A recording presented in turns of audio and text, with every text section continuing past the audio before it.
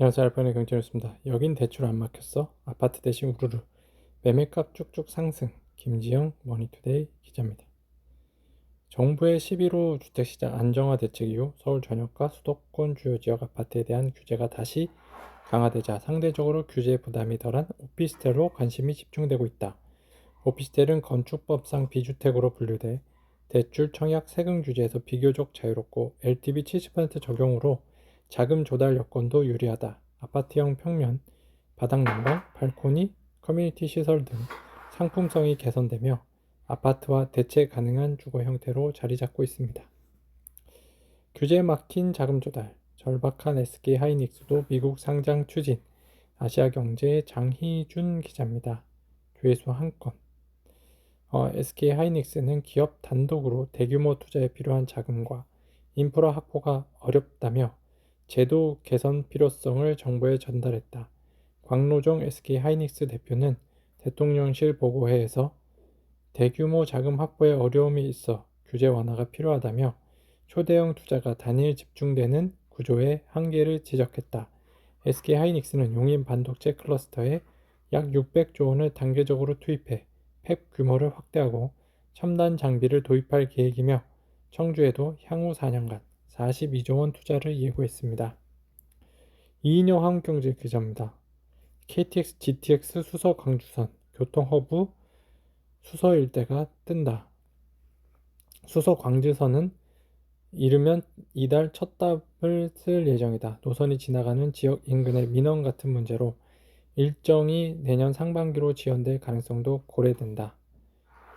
경부 호남선 용량 포화를 해결하기 위한 평택 오성 복선화, SRT 차량 유지 관리를 위한 평택 지제 차량기지 건설 등이 추진되는 점도 호재로 통합니다. 나수지 한국경제 기자입니다. 유동성 장세인 자산주 뜬다. 롯데칠성 하림이 유망합니다. 조회수 한 건. 조 연구원은 재평가 가능성이 있는 종목으로 롯데칠성과 하림 주주를 꼽았는데요. 롯데칠성은 토지 가치가 최대 4조 원으로 추정되는 서울 서초동 부지에 최고 250m 수준의 고밀도 복합 업무시설 개발을 검토하고 있다. 하림 주주는 100% 자회사인 한인산업을 통해 양재동 부지에 물류 주거 업무 등을 결합한 복합단지 개발을 추진하고 있습니다. 장인서 파이낸셜스 기자입니다. 일주일 단위 급등락 반복하는 아파트, 공통점은 강남 초소형. 10일 국토교통부 실거래가 공개 시스템에 따르면 송파구 문정동 문정시형 전용 3구제곱미터는 최근 한 달간 극단적 등락을 보였는데요. 지난 11월 21일 8억 원에 거래된 뒤 엿새 뒤인 27일에는 5억 원으로 떨어졌다가 이달 3일에는 다시 9억 원에 거래되며 최고가를 경신했죠. 5억 원 거래는 3동 물건으로 같은 동이 9에서 10월 7억 7천에서 7억 9천만 원에 거래된 점을 감안하면 급매 성격이 강하죠.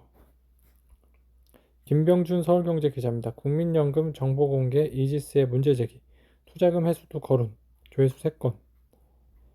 금융투자업계에 따르면 이달 8일 기준 이지스 자산운용 부동산펀드 설정액은 26조, 이 중 국내 자산이 10조, 국민연금 위탁자산 2조 원 수준, 시가계정에서는 평가가치 기준 자산 규모가 7에서 8조 정도 달할 거라고 보입니다.